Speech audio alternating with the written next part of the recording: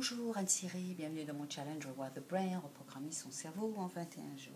Alors aujourd'hui, c'est le 21e jour et donc dernier jour de ce défi personnel qui consiste à tourner une petite vidéo de façon quotidienne et ceci afin de vaincre ma peur de la caméra.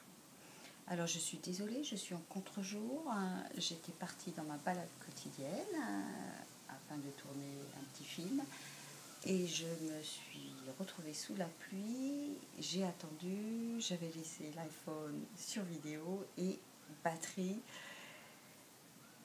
qui complètement à zéro. Donc me voici de retour et j'ai pris l'iPad que j'ai posé quart et quart. Je voulais quand même finir, non pas avec une note d'intérieur, mais une note d'extérieur. Et je m'aperçois qu'avec ce temps de pluie et où je suis placée, il y a un contre-jour. Mais c'est pas grave, de toute façon on arrive là, disons à la fin de ce défi. Donc c'est comme si, vous savez, comme dans les films quand on veut faire des effets spéciaux et wow, ça devient tout noir. Alors je vous avais dit que j'essaierais de récapituler les 20 petites astuces que je vous avais données pour votre bien-être personnel et dans votre... pas forcément votre quête du bonheur, parce que tout le monde ne va pas vers une quête du bonheur, mais tout au moins pour un bien-être dans tous les jours. Alors, je n'ai pas eu le temps de visionner toutes les vidéos, et je dirais que là, d'être au contre-jour, ça me paraît un peu bizarre. J'ai simplement à vous imaginer derrière la caméra, et ça va mieux. Alors, avant de récapituler ces 20 petits points, je vais certainement en oublier. Je vais simplement vous dire que de faire ce défi, ça a été très positif pour moi. J'accepte parfaitement le fait d'être sur YouTube et de recevoir des critiques. Il ne me restera plus qu'un autre challenge, ça sera celui de mettre en place une formation et d'être en mesure de parler à peu près 15 minutes devant une vidéo avec un programme préétabli cette fois-ci et non pas en spontané. Donc j'en reviens les 20 petits points. De tête, je vais essayer de me les remémorer. Je sais que je vous avais parlé surtout de la méthode Coué, qui est une de mes favorites, avec la phrase « tous les jours à tout point de vue, je vais de mieux en mieux », que vous pouvez vous répéter donc 3 fois par jour. Ceci pendant que vous mettez en place, alors 3 fois par jour, mais vous les répétez 20 fois, pardon. Par la même occasion, je me souviens des reminders, c'est-à-dire, eh bien, mettez sur votre téléphone des phrases positives ou le fait de dire la méthode Coué, cette petite phrase, ça vous aide parce qu'on a tendance à oublier ce qui est positif pour soi et surtout être pris dans le cercle de la vie et ne plus avoir temps pour son bien-être. Qu'est-ce qu'il y avait? La méditation, la mindfulness, la visualisation, les 3 petits B pour le bonheur, ou ce qu'on peut appeler les 3 kiffs avant de s'endormir la nuit, que vous pouvez écrire.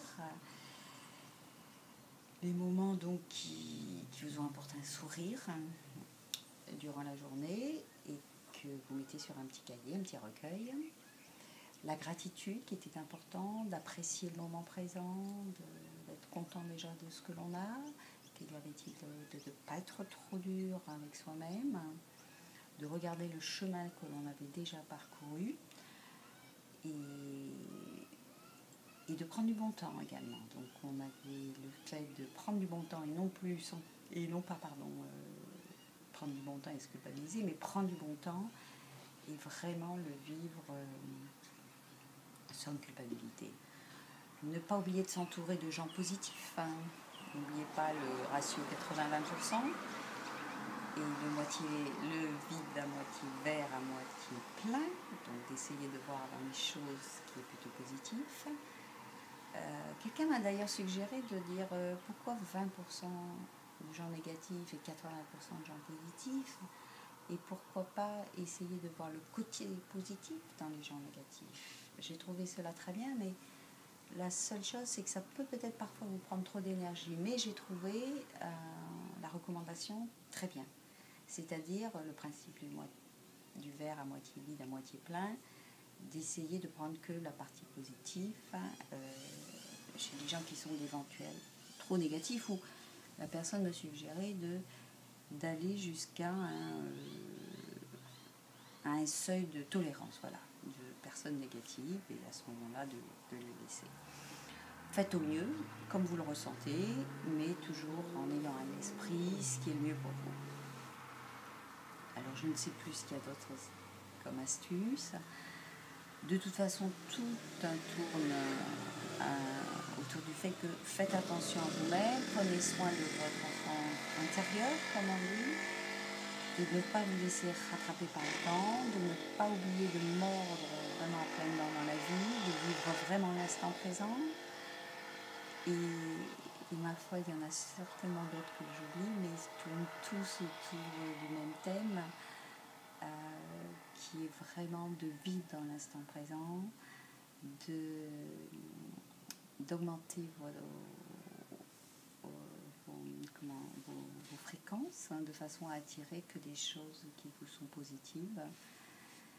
Et puis visualiser un but qui peut être pour vous dans un premier temps inaccessible, mais ne cherchez pas à savoir comment il se réalisera. Simplement mettez en place chaque jour, ah oui, ça y est, me vient à l'esprit ce que je vous avais aussi recommandé, de visionner des vidéos de personnes intéressantes ou d'écouter des audios d'autres personnes qui peut être plus boostant pour vous.